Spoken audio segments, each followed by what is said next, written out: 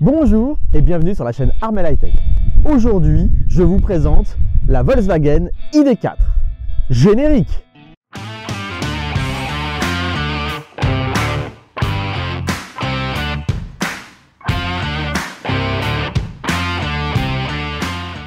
Bonjour, comme vous voyez, aujourd'hui, la concession Volkswagen Odyssey de Lorient-Codan m'a mis à disposition pour 3 jours cette Volkswagen ID.4. Elle est en version First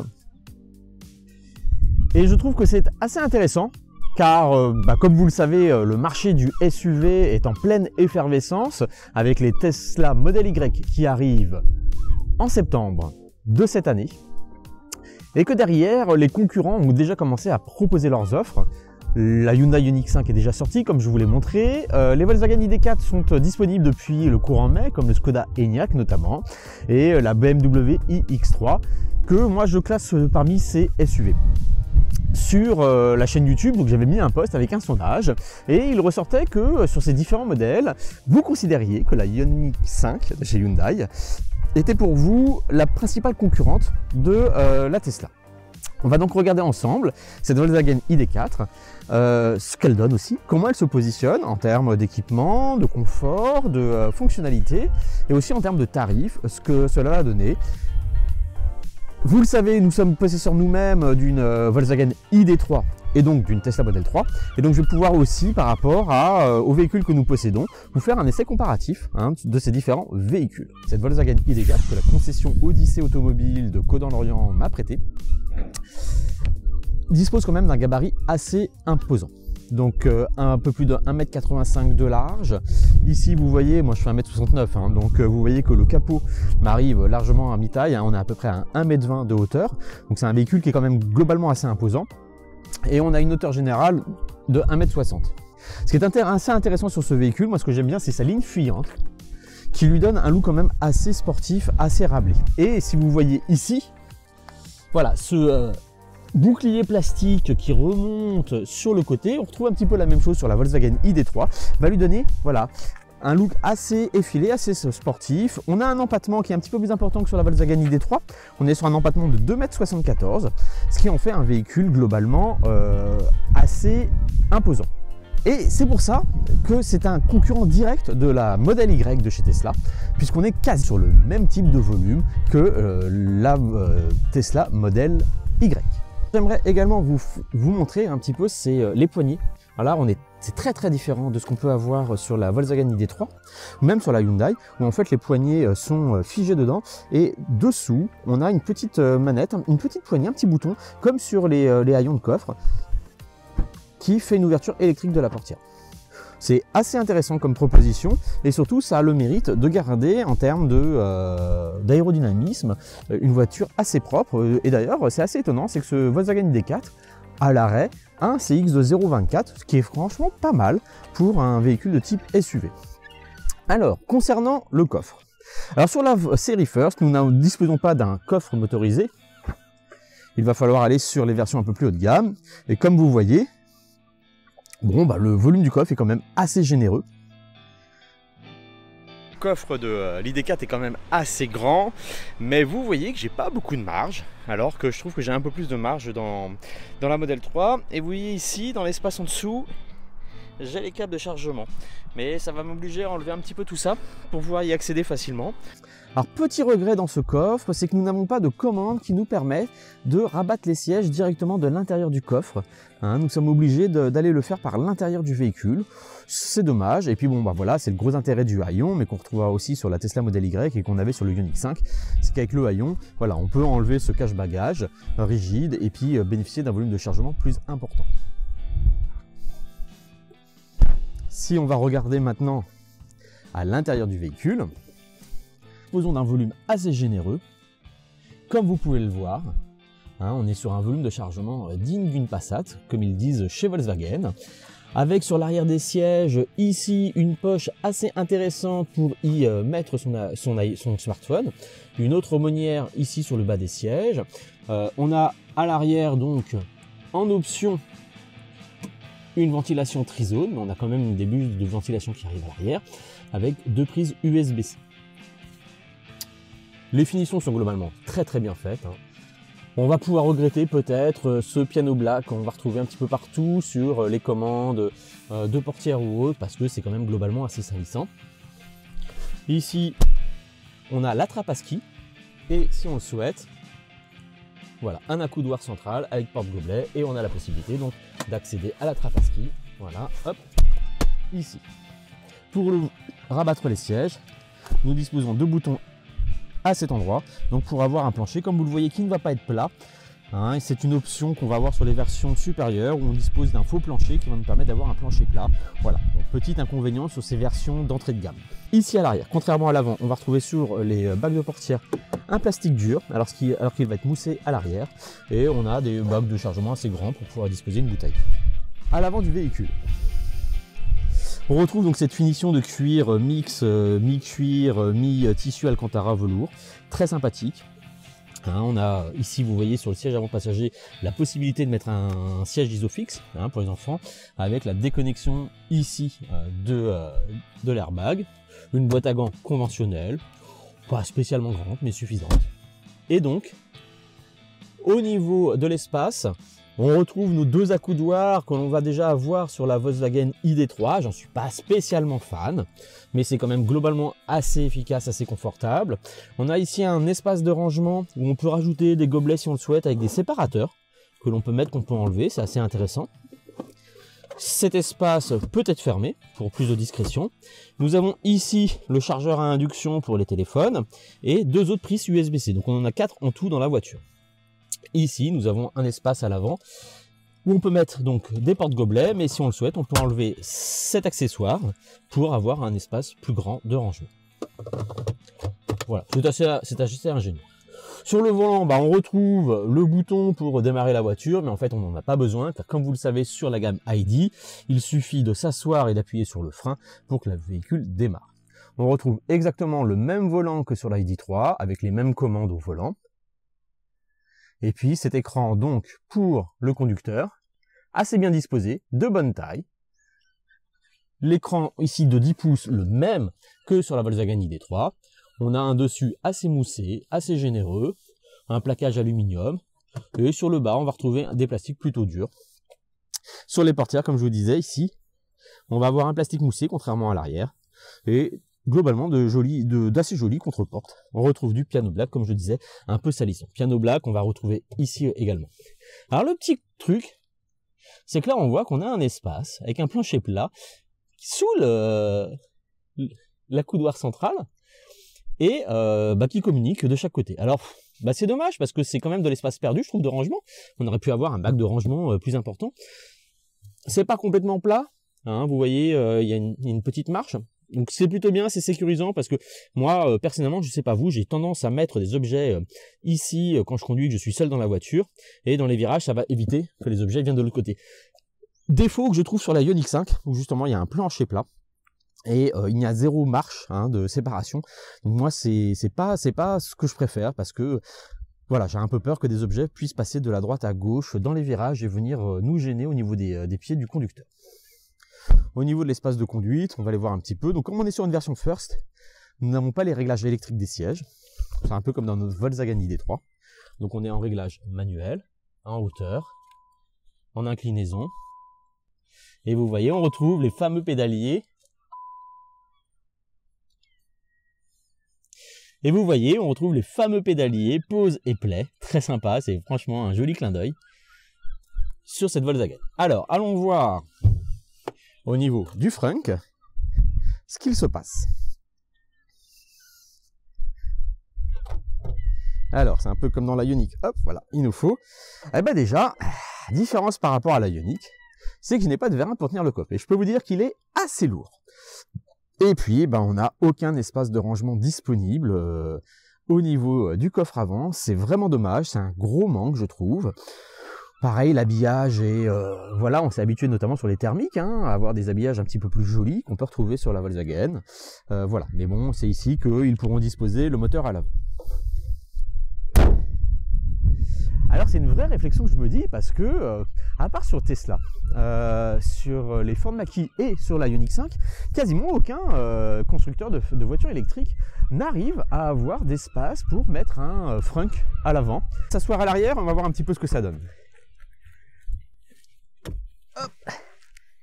Alors, comme vous pouvez voir, donc le siège avant est réglé pour moi. Alors je ne suis pas une personne très grande, je fais 1m69, mais vous voyez que j'ai un espace aux jambes qui est très généreux. La position d'assise est super sympa, vous voyez que le siège remonte bien, donc me soutient bien sous les genoux, contrairement sur la Tesla Model 3, hein, où vraiment on va avoir les genoux qui vont être, une fois posés au sol, bien au-dessus. Donc globalement c'est beaucoup plus confortable hein, que sur la Tesla à l'arrière. Au niveau d'espace au-dessus de la tête, bon voilà, hein, je pense que les gens d'1m90 bon, seront peut-être légers par rapport au pavillon, mais si vous prenez le toit vitré, vous aurez encore un peu plus d'espace. Donc non, franchement, moi je trouve que le confort est assez sympa. Et si je rabats, hop, voilà, la coudoir, bah écoutez, on est plutôt pas mal. On va regarder, hop, la place arrière centrale. Alors ce qui est bien, hein, c'est qu'il n'y a pas de tunnel. Bon, on est un petit peu obligé d'écarter parce qu'on a les rails, hein, vous voyez, des sièges qui peuvent gêner un petit peu nos sièges. Bon, on sent que le dossier est beaucoup plus ferme, donc voilà, sur un long trajet pour un adulte, non, pas super. Sans doute pour un enfant de 8 à 15 ans, c'est gérable. Et globalement, bah, vous voyez, hein, le tableau de bord est quand même assez sympa, moi je trouve. On est sur une proposition d'une voiture familiale assez intéressante et assez pertinente. Donc on va se retrouver tout de suite, on passe à l'essai routier. Nous voilà à bord de l'ID4, on va se faire un petit trajet ensemble, histoire d'appréhender un petit peu le confort intérieur, la sonorité de l'habitacle, et puis avoir quelques petites idées comme ça rapidement des consommations. Je vous ferai une deuxième vidéo à suivre sur un plus long trajet, afin de mieux aborder la consommation et peut-être la recharge. On va voir, j'essaie de vous programmer ça pendant les 3 jours hein, où la concession Odyssey Automobile Volkswagen de Caudan-Lorient m'a prêté ce véhicule. Alors mes premières impressions, bah écoutez, j'ai l'impression de me retrouver un petit peu dans mon BMW X1 en termes de position de conduite. Et évidemment on est dans un SUV, donc on est assis assez haut. Le gabarit du véhicule est pas trop compliqué à prendre en main, mais clairement on est dans un véhicule plus grand, plus spacieux en espace intérieur que mon BMW X1, et l'impression est très différente par rapport au Ioniq 5 que j'ai pu essayer récemment. Les contreportes montent un petit peu plus haut, hein, vous voyez, je suis obligé de vraiment de lever le coude, donc ce qui donne l'impression d'avoir un véhicule, d'être un peu pas dans un char d'assaut évidemment parce que ce serait hyper péjoratif, mais voilà, on a vraiment l'impression qu'on est dans un très gros véhicule, qu'on est bien protégé. Le Ioniq 5, on avait un petit peu moins cette impression.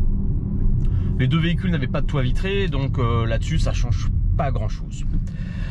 Au niveau de la conduite, la direction est légère, ça j'apprécie beaucoup. Elle l'est moins que dans la Volkswagen ID3, je trouve qu'elle est mieux calibrée. J'aimerais bien avoir en fait ce réglage dans la Volkswagen ID3.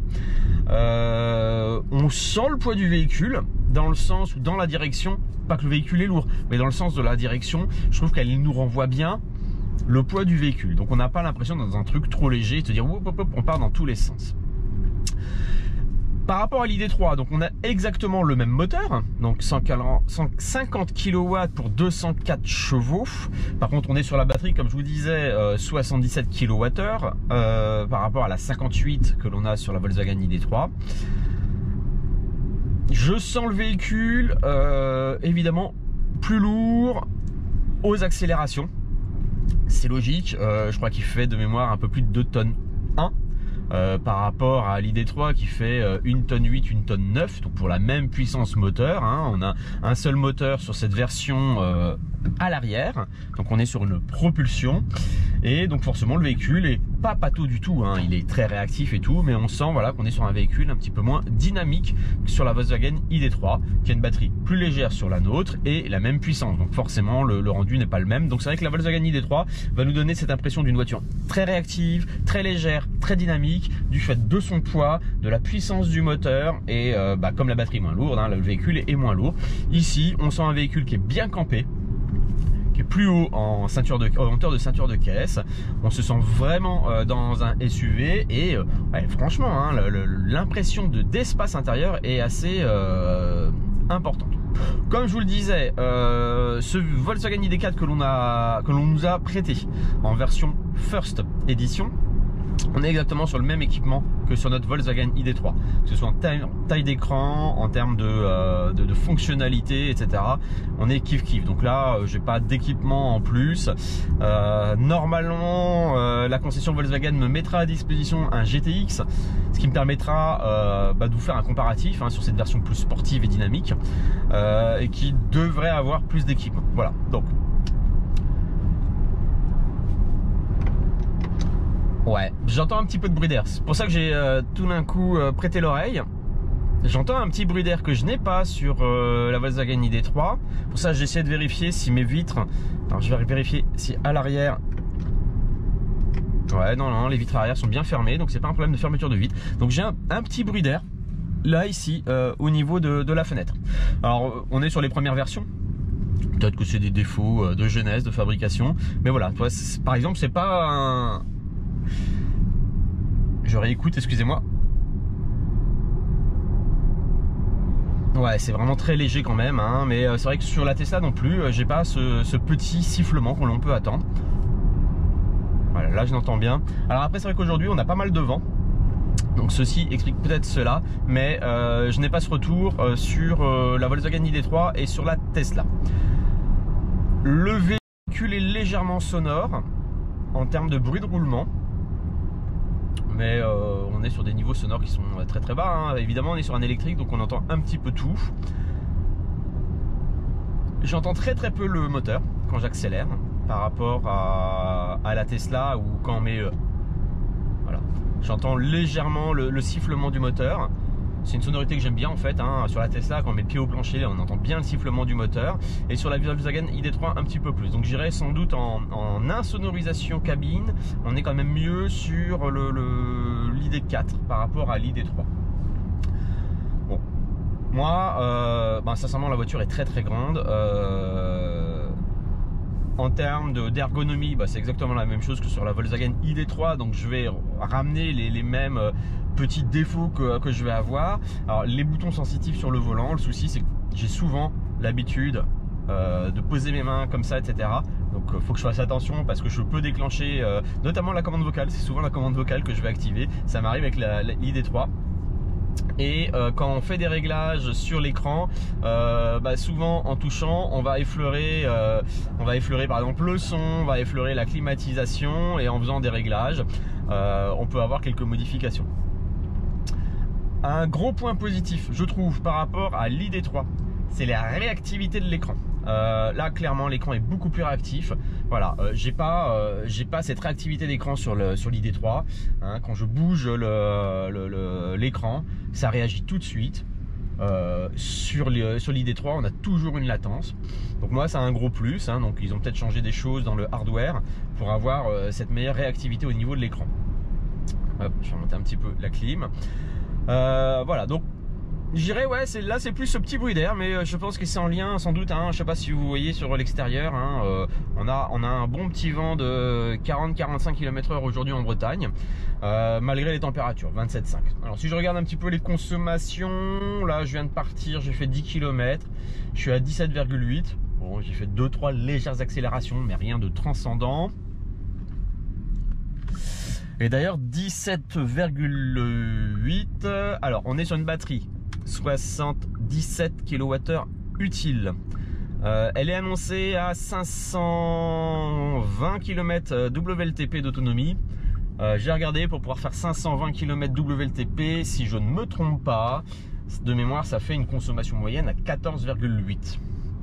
sur le road trip que je vais essayer de vous faire, je vais sur la prochaine vidéo, je vais essayer de voir si je suis capable de le faire, sachant que et sur l'ID3 et sur la Tesla, sur les trajets que je fais habituellement professionnellement, je suis en cycle WLTP sur mon Automi avec une circulation un petit peu particulière. Moi, je fais beaucoup de départementales, très peu de villes, très peu de 4 voies à 110, donc voilà. Je n'ai pas de drive assist sur l'ID4 que l'on m'a prêté, donc on est exactement sur le même équipement que sur l'ID3. Donc j'ai juste le lane assist et le régulateur adaptatif, voilà. Alors le frein régénératif, globalement, ça c'est un défaut que j'adresse à Volkswagen. Je trouve que le frein régénératif n'est pas assez fort. C'est vrai que moi je me suis beaucoup habitué à la Tesla où quand on lève le pied, la voiture freine et elle va jusqu'à l'arrêt avec pas de rampage. Volkswagen a fait un autre choix. Donc on a un frein régénératif intermédiaire. On est obligé d'utiliser le frein, donc c'est difficile avec la Volkswagen d'utiliser la conduite one pedal. Sur la Ioniq 5 que j'ai essayé, on est un petit peu sur le même fonctionnement, sachant que bon, on peut régler l'intensité du frein régénératif avec les palettes, 3 niveaux, mais ils ont rajouté sur la Ioniq 5 un 4e niveau qui est le one pedal. Alors là par contre le freinage sur le one pedal de la Hyundai il est encore plus fort que celui de la Tesla, donc il faut vraiment bien le doser avec l'accélérateur. Voilà, donc moi j'aurais préféré sur la Volkswagen un réglage plus fort pour avoir une conduite one pedal. Ça peut peut-être venir plus tard sur des améliorations logicielles. Alors je vous ai posé sur mes réseaux sociaux Instagram et sur YouTube les questions que vous voudriez, les points que vous voudriez savoir sur cette ID4. Alors un de mes abonnés m'a demandé si j'avais déjà la mise à jour 2.3. Donc non, pas encore. Le déploiement des versions 2.3 est prévu sur le mois d'août. Normalement pour les ID3 First Max, elle serait disponible dès la fin juillet. Je ne sais pas si les First, parce que celle-ci c'est une First, ID4 vont en bonifier aussi, mais normalement le déploiement, la prochaine mise à jour 2.3 doit arriver au mois d'août. Donc je n'ai pas encore celle-ci, je suis encore en 2.1. Donc vous voyez là, bon, j'ai un bon vent de face et ma consommation est à 18,2. Je ne sais pas si vous voyez là ici. J'espérais mieux. Voilà, il suffit que je le dise pour qu'on descende à 17,9. Voilà, donc là je suis sur un trajet périurbain. Là, on fait une petite accélération. Non, elle est quand même très dynamique, hein. Je suis déjà à 80, c'est assez rapide. Franchement, malgré le surpoids par rapport à l'ID3, on n'aura aucun problème pour dépasser. C'est vraiment une voiture assez intéressante. Sincèrement, la sonorisation est assez bonne. On a un bruit de roulement. Je ne sais pas si vous le percevez à l'enregistrement, mais ça reste très feutré. C'est vraiment très agréable. Là, franchement, moi j'aime beaucoup la direction, hein. J'aimerais beaucoup avoir ce réglage de direction sur l'ID3. La voiture, on sent qu'elle est faite pour des moyens et longs trajets. C'est vraiment très confortable.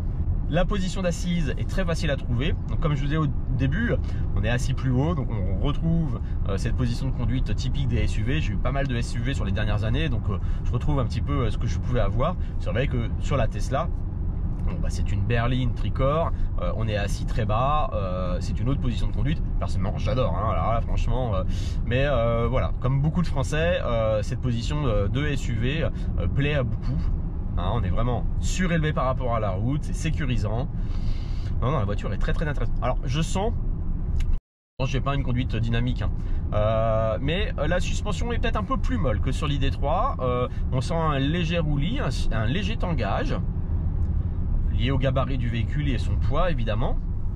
On est vraiment sur un réglage de suspension très confort à tester plus tard sur la GTX, donc il va être la version sportive, hein, de l'ID4 en termes de réglage de châssis ou autre. Mais là vraiment pour une familiale, moi je trouve que c'est assez idéal. C'est une bonne proposition en termes de confort de conduite, d'agrément de conduite.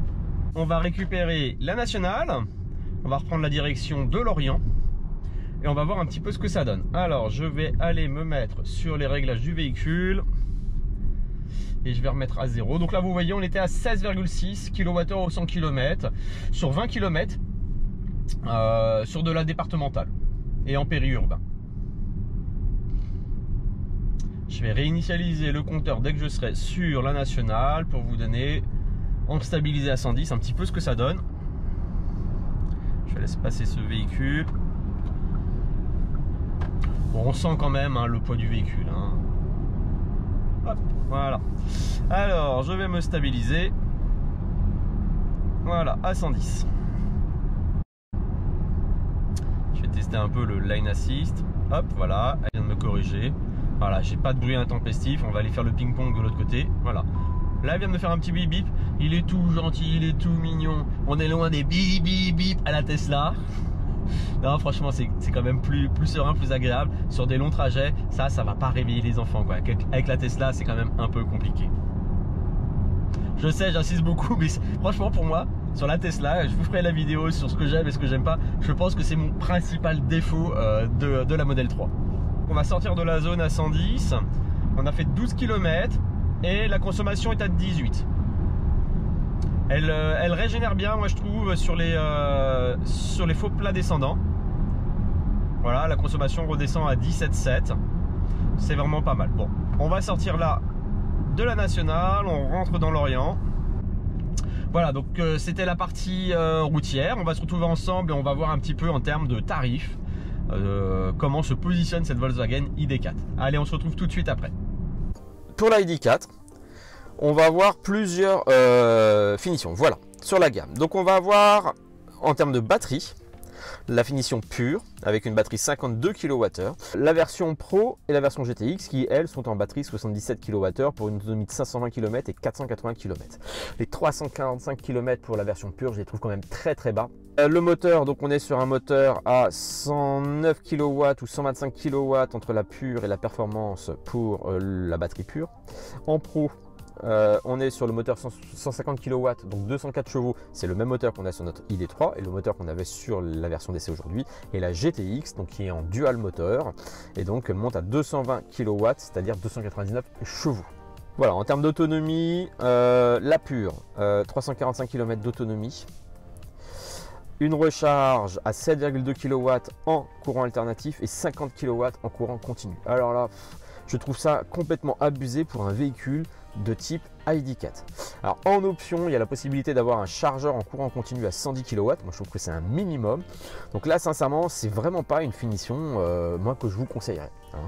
La version Pro, donc 520 km d'autonomie, voilà, c'est la version Pro qui a 520 km d'autonomie, c'était pas la version First, avec un moteur à 204 chevaux. Et là en courant alternatif, on charge à 11 kW et à 125 en courant continu. Je préférais plus, mais bon, c'est déjà plus que ce qu'on a sur notre ID3. La GTX, donc en dual moteur, n'a plus que 480 km d'autonomie et pareil en termes de charge, on est équivalent. Donc la version Pro bénéficie du pack confort et du pack infotainment, de jantes en alliage 19 pouces, et la GTX a le pack confort, le pack infotainment, le pack design et des jantes en 20 pouces. Voilà, la version pure, c'est seul intérêt, c'est son tarif de base à 39 900 €. C'est-à-dire qu'elle bénéficie des aides de l'État de 6 000 €, donc ça la ramène à 33 900 €. C'est clair, c'est super compétitif, mais alors par rapport à l'autonomie et vitesse de recharge, voilà, je sais pas si ça en vaut vraiment le coup. La version Pro, donc on est à 47 500 €. Bon, bah déjà on peut commencer à négocier avec Volkswagen, parce que je ne sais pas si vous vous souvenez de ma vidéo sur la Ioniq 5, vous voyez que Hyundai offre directement une remise de 2500 €. Imaginons que je puisse avoir cette remise de 2500 € chez Volkswagen, ça nous amène le véhicule à 45 000 € hors option. Donc on bénéficierait de l'aide de l'État de 6 000 €, ce qui nous ramènerait le prix du véhicule à 39 000 €. Ça devient assez compétitif, moi je trouve, par rapport à la Tesla Model 3 SR+, alors que ce n'est pas un SUV, mais concurrentiel aussi avec la Ioniq 5 en version créative qu'on a pu essayer, celle de marque, la dernière fois. Et la version GTX, on est à partir de 52 450 €. En peinture, bah vous voyez que les peintures métal sont à 700 €, 900 €, c'est moins cher hein, que sur des Tesla. Sur l'intérieur, donc bon, on a différents types d'intérieur et c'est à 0. Donc voilà, on peut personnaliser son intérieur, c'est une option à 0 €. L'intérieur blanc chez Tesla, c'est 1000 € quand même. Les jantes, hein, vous voyez, on a différents types de jantes. Bon, 600 à 1200 €. Moi, je trouve que les jantes de série sont quand même assez sympas déjà. Le confort plus, donc ça nous donne le système climatiseur 3 zones. le plancher de coffre à bagages modulable et le filet à bagages. 420 €, c'est pas excessif. Je pense que notamment pour le coffre modulaire et tout, ça peut être assez sympa. Donc le design plus, là on va avoir le toit panoramique et les vitres latérales avant en verre feuilleté. Donc je pense qu'on gagnera en insonorisation. C'est quand même une option à 2800 € hein, pour la version Pro et 1170 € pour la version GTX. L'infotainment plus, donc là ça va nous donner l'affichage tête haute à réalité augmentée et l'écran central plus grand de 12 pouces. Une option à 1200 €. Voilà, équipement optionnel. Équipement optionnel, donc la pompe à chaleur 1000 €, attelage amovible 900 € et des extensions de garantie. Donc voilà, je pense que la version Pro, si vraiment on prend aucune option, on peut l'avoir à 39 000 €, c'est pas mal. Je trouve, et puis après on va être plutôt, je pense, hein, en rajoutant les grands packs, on va plutôt être autour des 45 000, des 53 000 €. Donc on est quand même moins cher que le prix annoncé de la modèle Y long range qui est de 59 990 €, mais qui est en double moteur, qui aura plus d'espace de rangement avec le frunk et un sous-coffre arrière plus important. Une autonomie annoncée de 505 km, donc à peu près équivalente à celle de l'ID4. Donc pour moi je dis qu'il y a battle entre ces deux véhicules. Alors en conclusion, je trouve que cette Volkswagen ID4 est globalement une bonne proposition. Elle est plus aboutie je trouve que la Volkswagen ID3, que ce soit en termes de confort, de qualité perçue au niveau des plastiques de l'intérieur, le système multimédia qui est quand même plus réactif.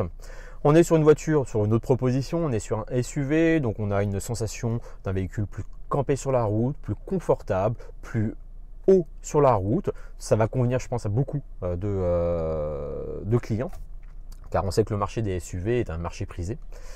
Je pense que la version Pro est largement suffisante en termes de confort, de conduite, de réactivité, de puissance moteur, d'autonomie. On essaiera de voir sur le petit road trip que je vais vous proposer à suivre en termes d'autonomie ce qu'on peut vraiment faire, mais les premiers retours de consommation, on est sur un 16 à 18-19 kWh au 100 km entre la départementale et la nationale à 110 km/h. En confort, moi je trouve la voiture vraiment bien. Globalement, on a un très très bon confort de conduite. Je trouve que le réglage de la direction est beaucoup plus adapté que sur l'ID3, notamment pour les longs parcours. Je pense que c'est une familiale très pertinente, très intéressante. On a un volume intérieur assez intéressant. Le coffre est pour moi juste suffisant. Je regrette que les moteurs ou le système de pompe à chaleur, de refroidissement de la batterie soit pas plus compact sur les Volkswagen, qui nous aurait permis d'avoir, comme sur la Tesla, les Ford, les Hyundai Ioniq 5, un coffre de rangement à l'avant et un sous-coffre arrière plus important. On aurait gagné en praticité, notamment pour les familles. J'avais eu la question sur siège bébé, etc. Je pense qu'il n'y a aucun souci. Mais c'est vrai que le coffre sera bien rempli si vous avez un ou deux enfants en bas âge. Voilà, en tarif, moi je trouve que la véhicule est bien positionnée. La version pure est très agressive, mais moi je ne pense pas que je la prendrais parce que autonomie vraiment limite et puis une vitesse de recharge aussi assez limite. Je pense que la version Pro est une bonne proposition. La GTX est sans doute beaucoup plus dynamique. J'espère pouvoir vous l'essayer prochainement et vous en faire mon retour. Voilà, donc je pense que l'ID4 est une bonne proposition face à la Tesla. Même si en effet le multimédia est peut-être un peu moins technologique que sur la modèle Y, c'est la même chose que la modèle 3 en fait. Le talon d'Achille de Volkswagen, mais comme tous les autres concurrents de Tesla, c'est le réseau de supercharge. On a pu l'aborder sur une vidéo précédente. Donc, mais bon, comme on vous l'a démontré avec la Volkswagen ID3, c'est faisable sans trop de difficultés. Même si le réseau est moins dense aujourd'hui que Tesla, c'est vrai que le choix de Tesla reste un peu la sécurité en termes de recharge. Mais moi je trouve que la proposition de l'ID4 est une proposition, si je devais choisir, plus aboutie que l'ID3. Merci d'avoir regardé cette vidéo, de suivre la chaîne. À bientôt sur la chaîne Armel High Tech.